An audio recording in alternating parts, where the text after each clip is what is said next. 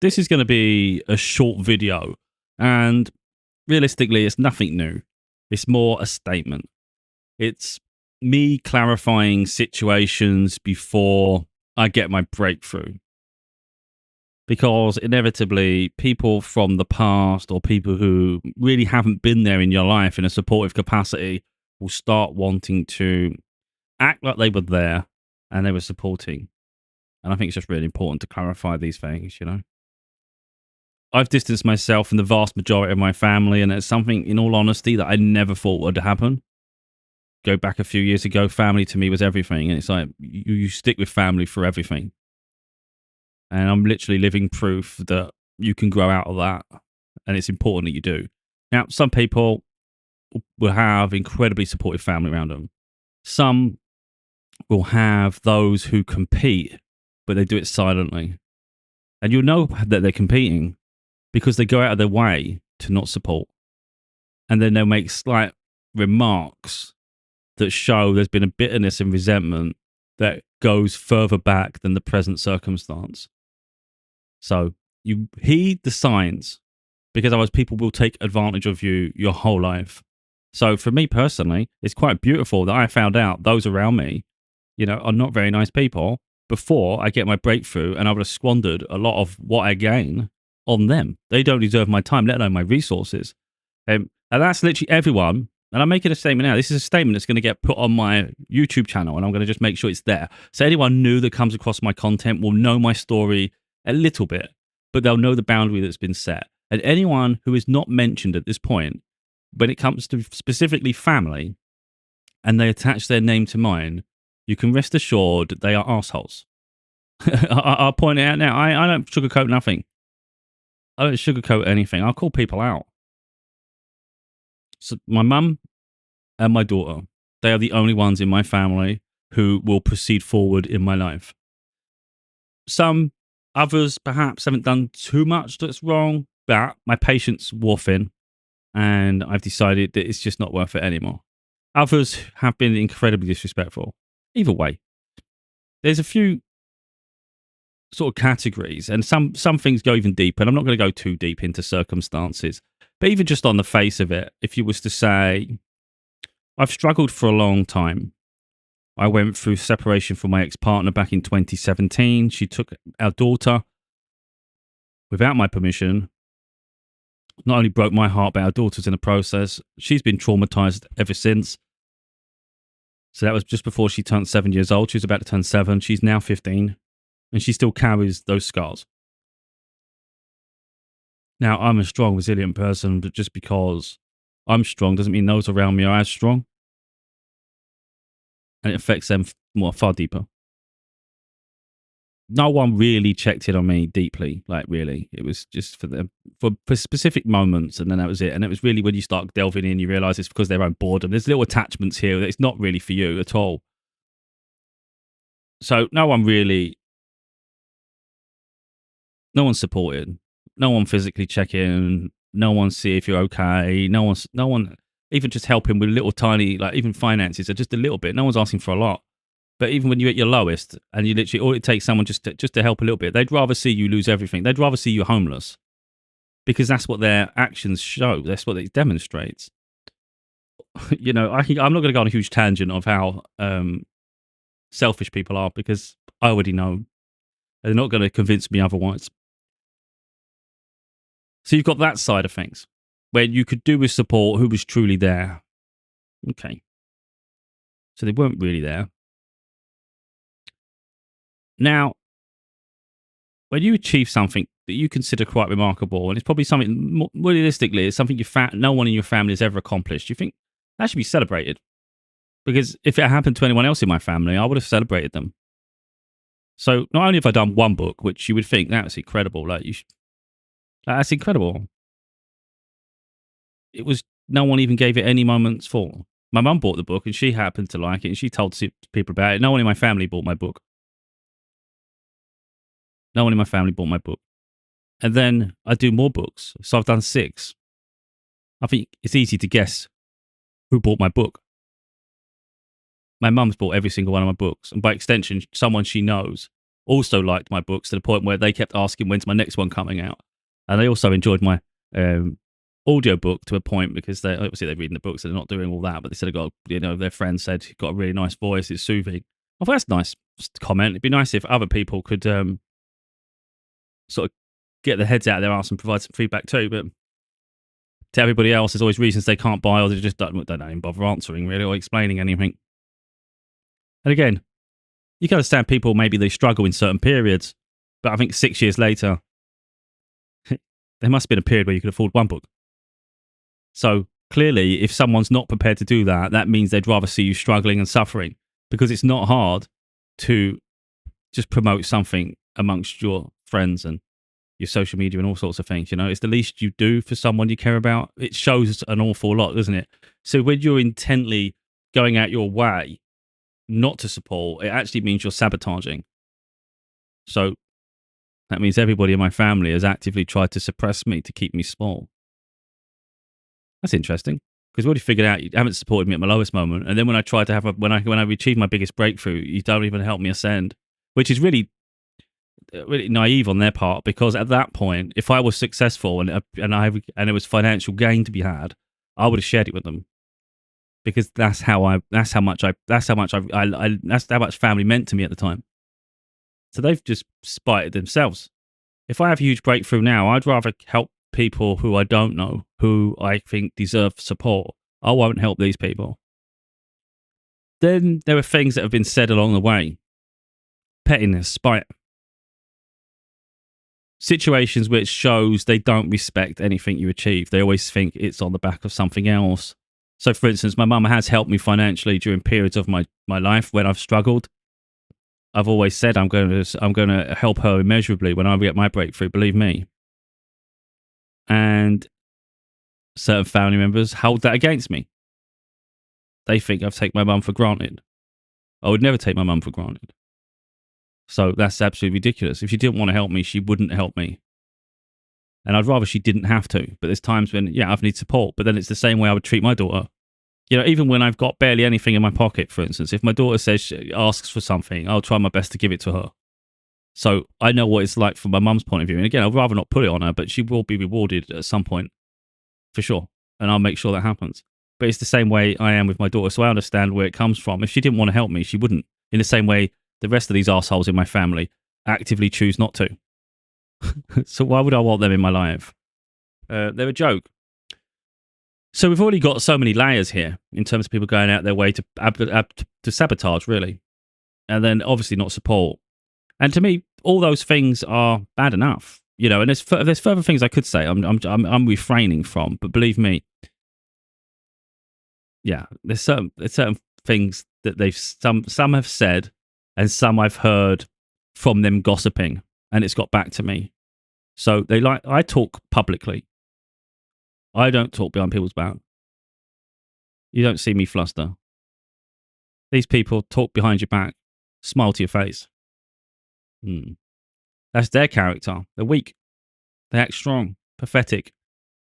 Anyway, don't sort of like keep digging there. You can see what I think of them. And then the final nail in the coffin, because I've probably missed something anyway, but I don't care enough about them to overthink it. The final nail in the coffin for me, and it's one in which you could do all these things, and it's this is the one that would gets me more.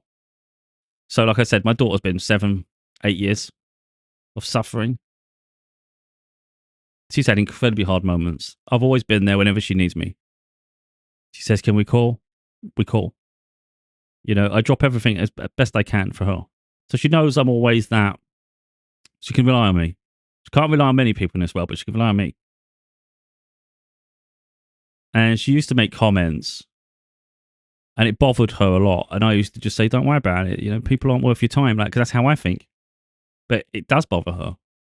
And that's that no one bothered to check up on her.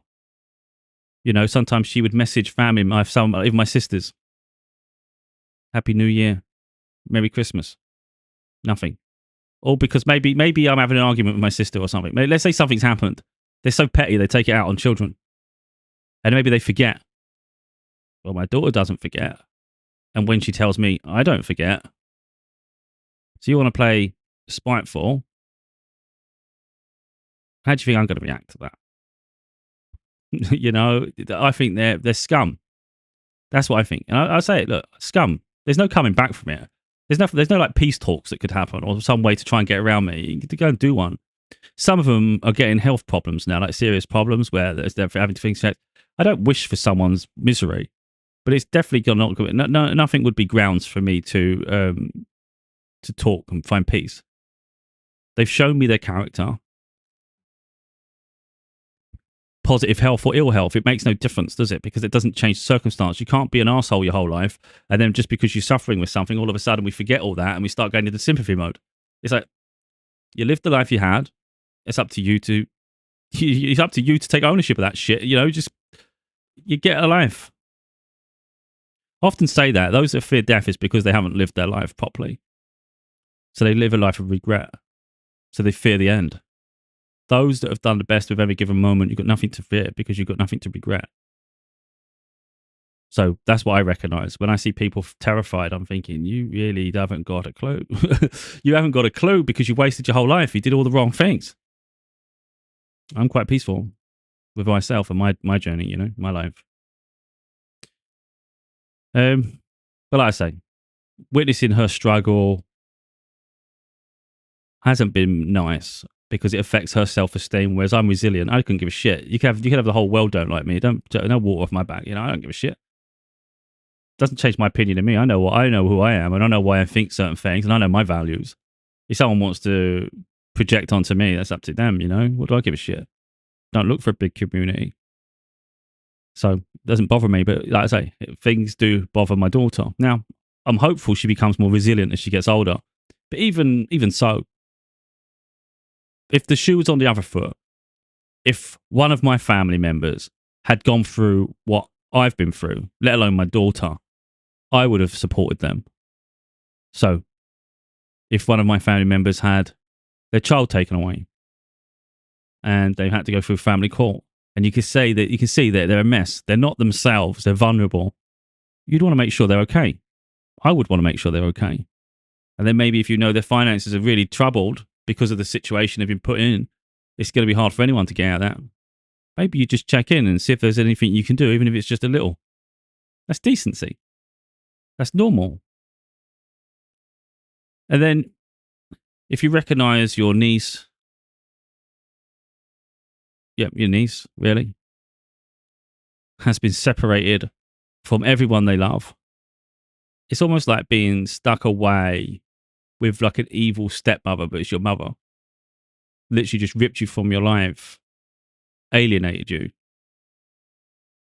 Wouldn't you want to just make sure they're okay and check in on them from time to time? Show them they're loved. But who does my daughter hear from? Me and my mum. So, with all of this, anybody with any sense of intelligence, who would you think that I should invest in with my time? It's not really hard, is it? So, if at any stage of my journey I become successful and any of these cretins attach their name to mine, be no doubt of the asshole that they are. All of them. So anyone that says, "Oh, I'm family, I'm related to them," just know they're a dickhead. And if you don't hear me speak about them directly about name, it's because I don't want to give them a platform. I'm not allowing them to jump on the bandwagon off my name when they chose to disrespect me and try to keep me small to make them feel big. They've just watched the suffering all around them and then chose to judge me rather than support me. It's okay. I do this for me, not them. I do everything I'm doing because I invest in me. And you best believe I am more intelligent than them. I'm more ambitious than them. I am more talented than them. I don't like to compete with people, but literally, I would have invested in them, but they chose to disrespect the wrong person. And they're going to have to live with that because although I have those talents and abilities that go beyond their range, I'm also, by their own accounts, the most stubborn person they've ever met. So ain't that bitch? Because you know my walls are strong. I have a solid foundation. So I can't be manipulated. So anyone that tries to come back in my life, they may as well retreat before they even step forward. Because you've got nothing you can add to my life. And once someone disrespects my daughter and causes her trauma, you can bet your ass I have no respect at all. And that cannot be retrieved. So, like I say, she has me. She'll always have me. And I recognize that just because I'm strong and resilient and see life in a specific way, she has every right to see it her own way, process life as she sees it. And okay, she's going to have insecurity. She will have vulnerabilities. It's not meant for me to judge those things, you know? Yes, I am more resilient and I see through some of those things, but it's for her to process herself and eventually make peace with situations. It will just take her longer. And it might make her sad. But it's really important that she herself, and this is why I think it's important lessons for other people too, is that you don't feel sorry for other people just because now they're feeling something in their lives. When people show you enough of themselves, believe it. Believe it. You know, they'll try and shade it some other way. They'll try to manipulate because now all of a sudden they're seeking to gain something. So now they want to look desirable in some way or just look like you, like damsel in distress shit. And it's like, no, they've shown you their colors. You owe them nothing. Do not fall for this nonsense. You know, this is only the surface of this shit. Believe me, there's layers and layers and layers. And it's like, I'm not even going into layers because they don't even deserve my time to even comprehend any deeper than that. You know, I am done. They're no longer part of my life. The only family that are part of my life going forward is literally my mum and daughter. And when I'm in a relationship, of course, anyone I'm in a relationship with innocent, they're new. But yeah, that's my life. And I'm really not interested beyond that, to be totally honest. And in my opinion, it's fair. So bring on the next phase of my life.